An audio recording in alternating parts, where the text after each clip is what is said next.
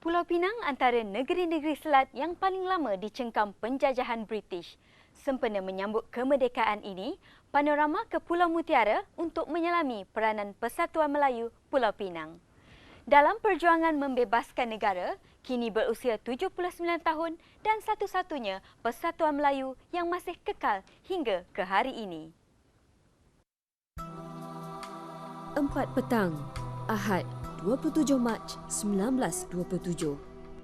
Orang-orang Melayu terdiri daripada cedik pandai dan hartawan Melayu. Berkumpul di Rumah Hartawan Melayu, Tuan Muhammad Arif Tajuddin di Jalan Hatin, Pulau Pinang. Perhimpunan membincangkan rancangan menubuhkan sebuah persatuan menjaga kepentingan bangsa Melayu dan agama Islam di bawah penjajahan British. Kata sepakat dicapai untuk menubuhkan sebuah persatuan diberikan nama Penang Malay Association PMA atau Persatuan Melayu Pulau Pinang.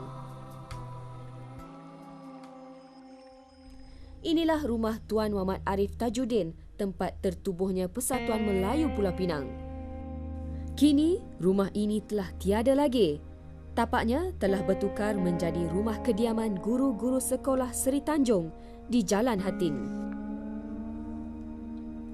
Walaupun tempat temetrinya penubuhan telah lenyap, tetapi Persatuan Melayu Pulau Pinang tetap utuh hingga kini.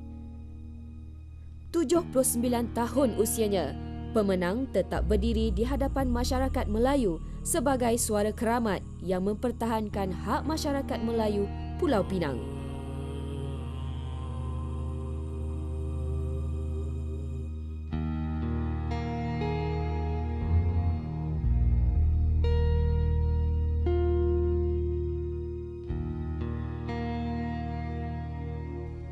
Pemimpin silih berganti, datang dan pergi dengan meninggalkan jasa-jasa untuk diamati oleh anak muda Melayu kini.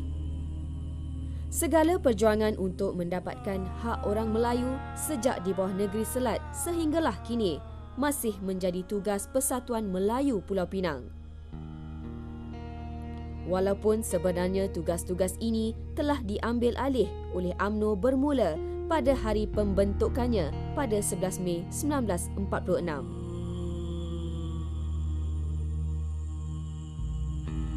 Persatuan Melayu adalah salah satu daripada persatuan di antara 41 buah persatuan yang menghadiri Kongres Melayu yang pertama pada tahun 46 di Sultan Sulaiman Club di Kuala Lumpur. Dan setelah itu, maka wujudlah sebuah badan, sebuah pertubuhan yang dinamakan Perkembar, Pertubuhan Kebangsaan Melayu Bersatu, Perkembar, dan ringkasnya sekarang ini UMNO. Dan Persatuan Melayu merupakan salah sebuah persatuan yang mengasaskan pertubuhan UMNO. Ketika Persatuan Melayu Pulau Pinang ditubuhkan, ia merangkumi kawasan termasuk Dinding, Pulau Pangkor, Tanah Besar Seberang Perai dan Pulau Pinang yang ketika itu termasuk di dalam negeri selat. Ketika itu, di Pulau Pinang telah pun muncul dua golongan elit. Satu kumpulan berorientasikan gagasan Islah Islam yang mempunyai pengetahuan Islam yang mendalam dan lebih dikenali sebagai elit agama. Kumpulan kedua pula merupakan golongan pertengahan Melayu yang berpendidikan Inggeris. Kedua-dua golongan inilah berperanan dan bertindak sebagai penggerak, pemaju dan pemimpin bagi orang-orang Melayu negeri Pulau Pinang. Pada tahun 1933, satu memorandum dihantar kepada pihak berkuasa Kerajaan British di London. Memorandum ini bagi mewujudkan tanah simpanan Melayu Pulau Pinang.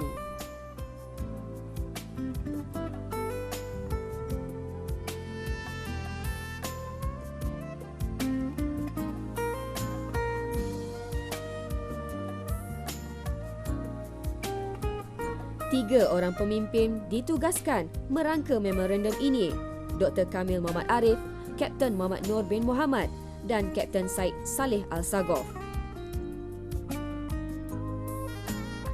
Kerajaan British memperuntukkan RM40,000 untuk membeli sebidang tanah di Kampung Melayu Air Hitam Pulau Pinang untuk dihaskan sebagai tanah simpanan Melayu. Inilah satu-satunya tanah simpanan Melayu yang dihaskan dalam sebuah tanah jajahan British dan ia kekal hingga ke hari ini.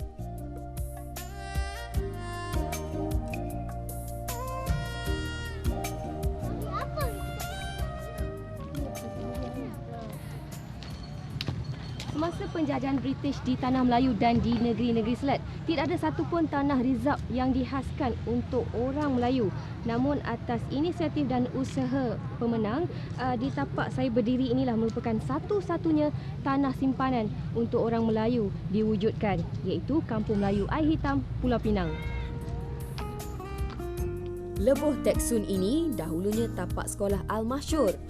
Di sinilah berlangsungnya mesyuarat Persatuan Melayu Pulau Pinang pada akhir tahun 1945, iaitu selepas berundurnya tentera Jepun. Pemenang berjaya mendapatkan sebidang tanah bekas tapak sekolah Melayu di Jalan Baru. Tujuannya untuk mendirikan bangunan persatuan 3,5 tingkat dan dirasmikan oleh Ketua Menteri Pulau Pinang ketika itu, Dr. Lim Chong Yew.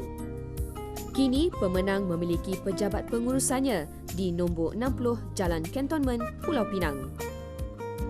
Di sinilah segala urusan pentadbiran pemenang dijalankan.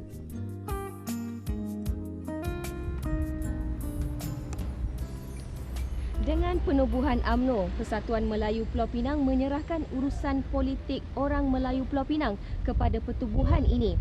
Namun, pemenang terus bergerak dan memberikan penumpuan di dalam bidang sosial masyarakat, budaya, kesenian, sukan serta memajukan ekonomi orang Melayu di Pulau Mutiara ini.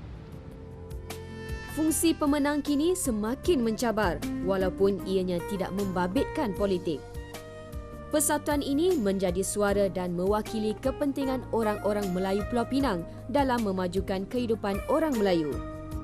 Persatuan ini juga cuba mewujudkan perpaduan di kalangan orang-orang Melayu.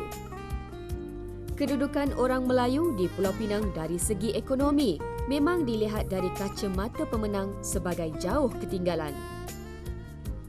Dan ia merupakan wadah perjuangan pemenang kini untuk memperbaiki kedudukan orang Melayu dari segi ekonomi dan taraf hidup yang lebih baik. Sempena wujudnya rumah pemenang di sini, sebagai satu pengiktirafan, lorong masuk ke rumah ini telah ditukar sebagai jalan pemenang. Pada masa dulu, hartanah orang-orang Melayu di bandar ini banyak.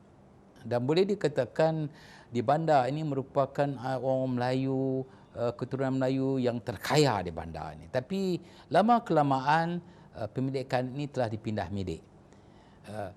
Pemenang berpendapat ini adalah suatu yang amat serius dan sedang berusaha dan telah pun menyuara dan telah pun mengadakan seminar seperti seminar pemilikan tanah dan sebagainya untuk memberi kesedaran kepada orang-orang Melayu.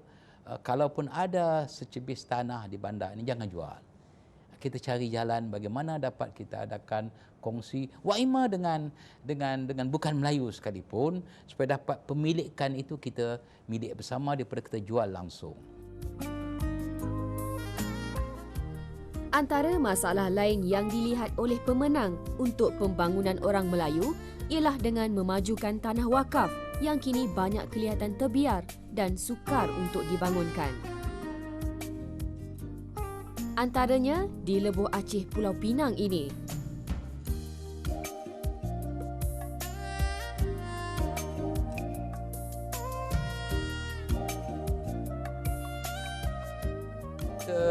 Pada ketika ini cuba berikhtiar dengan badan-badan amanah kerajaan untuk membangunkan tanah-tanah yang tergadai oleh orang-orang Melayu. Saya tak boleh sebut tempat itu lagi, tapi kita sedang berusaha dengan gigih menerusi penglibatan pemenang dengan begitu aktif supaya dapat tanah, sebidang tanah yang besar juga yang tergadai dibeli semula dan dibangun, dan ianya selepas itu kita bangun balik tanah-tanah wakaf orang-orang Islam yang ada, supaya pembangunan tanah-tanah wakaf ini juga merupakan pembangunan mengikut keadaan ekonomi yang memberi pulangan ekonomi pada masa kini. Dengan adanya keadaan yang sedemikian, rancangan yang akan mengambil masa 5 atau 10 tahun yang akan datang, insya-Allah ianya sedang diusahakan dengan begitu pesat, maka orang-orang Melayu dan orang-orang Islam akan tinggal di bandaraya Georgetown ini dengan selesa, dengan berbagai-bagai kemudahan moden dan sebagainya, supaya dapat ianya juga merupakan suatu contoh supaya ia merupakan suatu perkampungan moden orang-orang Melayu dalam bandar. Persatuan Melayu Pulau Pinang telah pun 79 tahun menjadi suara kepada bangsa Melayu sejak penjajahan British, pasca dan pra-merdeka.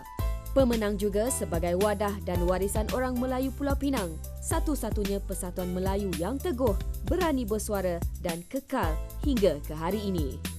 Kini, ia sebagai peneraju perpaduan di Pulau Mutiara yang menyatukan semua kaum.